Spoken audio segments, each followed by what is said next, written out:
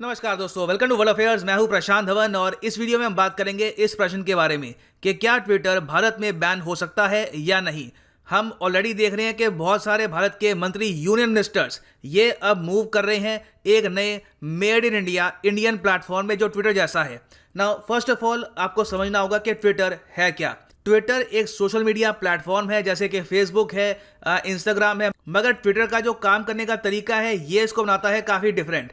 Twitter by the way headquartered है San Francisco California में in the USA, और Twitter पे आपको दुनिया भर की ऑलमोस्ट सारी फेमस पर्सनालिटीज के अकाउंट मिलेंगे और ट्विटर के थ्रू ही ज़्यादातर ये कम्युनिकेट करते हैं अपने फॉलोअर्स से। ट्विटर पे आपको विराट कोहली से लेकर हॉलीवुड जो कई एक्टर्स हैं, उसके अलावा जो वर्ल्ड लीडर्स हैं, सबके यहाँ पे आपको अकाउंट मिलेंगे। फॉर एग्जांपल यहाँ पे आप देख पाएंगे ये मोदी जी का अकाउंट है, जो बाइडेन का अकाउंट है, जापान के प्रधानमंत्री का अकाउंट है, और ऑन एवरेज माना जाता है कि 5 करोड़ से लेकर 10 करोड़ के आसपास इंडियंस यूज करते हैं ट्विटर को। सबसे ज्यादा यूजर्स ऑफ कोर्स यहाँ पे आते हैं फ्रॉम यूएसए।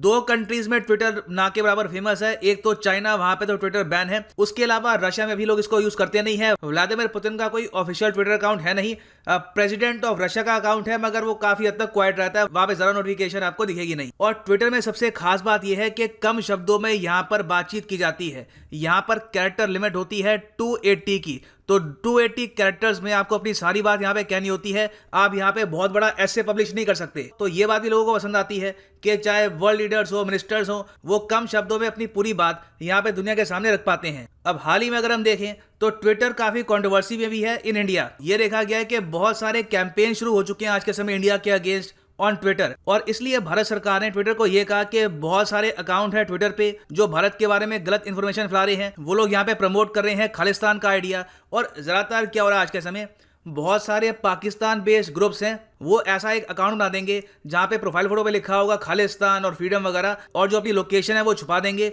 और फिर जो इंडियन डिस्कशंस हैं जहां पे इंडिया की बातचीत हो रही होगी वहां पे वो चले जाएंगे और वो बात करना स्टार्ट कर देंगे खालिस्तान की। बेसिकली वो कोशिश कर रहे हैं कि इंडिया के लोगों में डिवीजन हो जाए, लोग आपस में लड़ना स्टार्ट कर दे। तो ये सब प्रोपेगेंडा जो भारत के खिलाफ हो रहा है, ये देखते हुए भारत सरकार ने यह कहा कि करीब 1172 लिस्टेड हैंडल्स हैं ट्विटर पे जो आज के समय खालिस्तान का प्रोपेगेंडा फैला रहे हैं, और इनमें से ज्यादातर बेस्ड है पाकिस्तान में, इनको आप बैन करो। अब इसके रिस्पॉन्स में ट्विटर ने सिंपली यहां पर यह कहा नहीं, इन्होंने यहां पे ऑल टुगेदर रिजेक्ट कर दी है भारत सरकार की रिक्वेस्ट।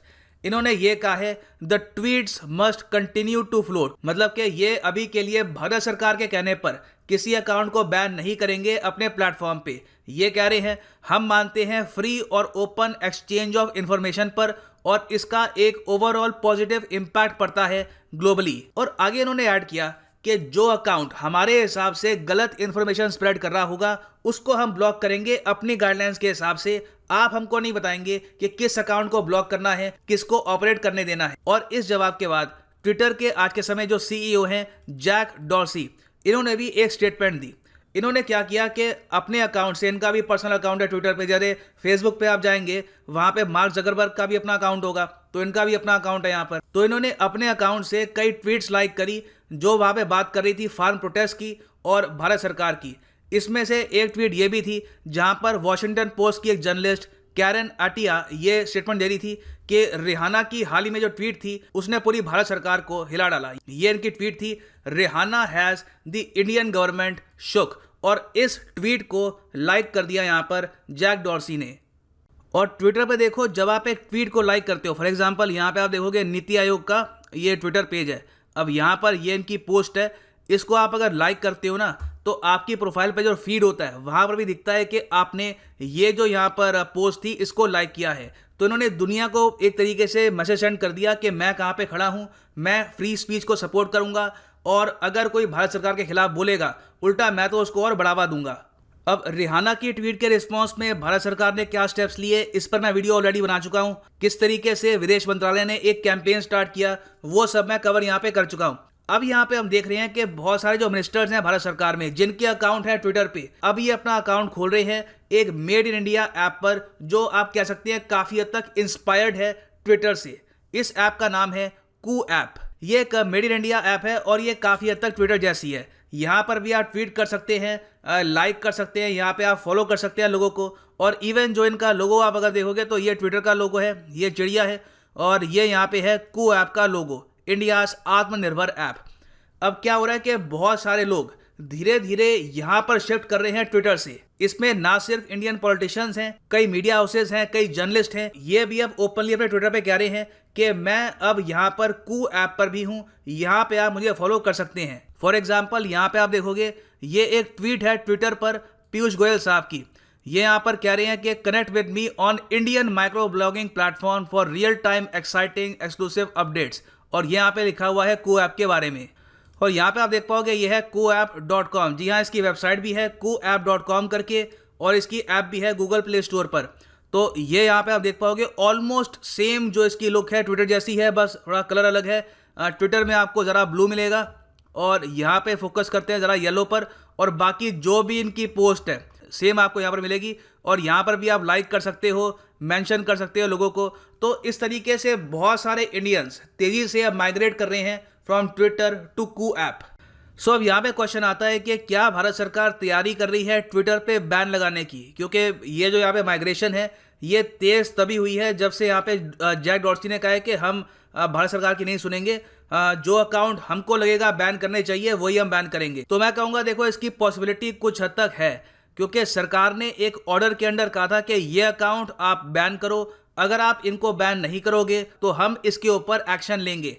अब एक्शन क्या होगा, क्या ट्विटर को ये सस्पेंड कर सकते हैं, ब्लॉक कर सकते हैं, कुछ रोक लगा सकते हैं, ये देखना होगा, ये सरकार के ऊपर है। मगर सरकार ने ओपनली ये बता दिया है कि आप पे हम निर्भर नहीं हैं, हम कंप्लीटली डिपेंडेंट नहीं हैं आप पे, जो सर्विस आप दे रहे हो एक इंडियन ऐप भी प्रोवाइड कर सकती है। और बाय द वे मैं आपको ये बता दूं, कू ऐप ऐसा नहीं है कि अचानक से सामने आ गई है, इसको वैसे डेवलप किया गया था मार्च 2020 में, मगर अगस्त 2020 में एक चैलेंज के अंडर कू ऐप को रिवॉर्ड भी किया था भारत सरकार ने। एक इनका चैलेंज चला था उस टाइम, आत्मनिर्भर ऐप इनोवेशन चैलेंज। तो उसमें भी इन्होंने 9 कैटेगरीज में, ये मैं आपको दिखाता हूँ, 9 कैटेगरीज में इन्होंने बहुत सारी ऐप्स को अवार्ड किया, उसमें से एक ऐप थी कू।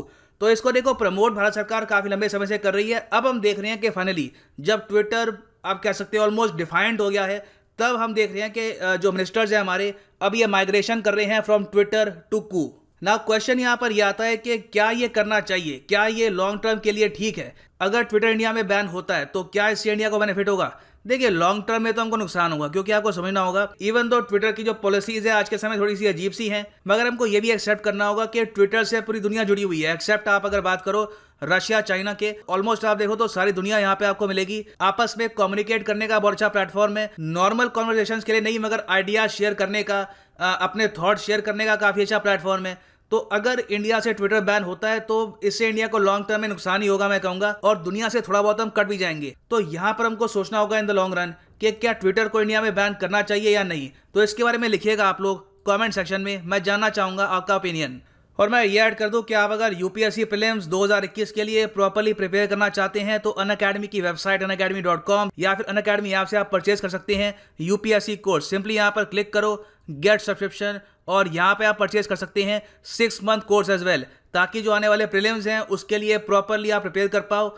यहाँ पे history, science, geography, everything will be thoroughly covered. मगर ये प्राइस यहाँ पे बहुत ज़्यादा है, ये पे मत कर देना। सिंपली यहाँ पर एक कोड यूज़ करो PD10 और आपको मिलेगा 10% discount on all the courses. So use code PD10 and save money. So ये है अंत इस वीडियो का। Thank you for listening and as always God bless you all.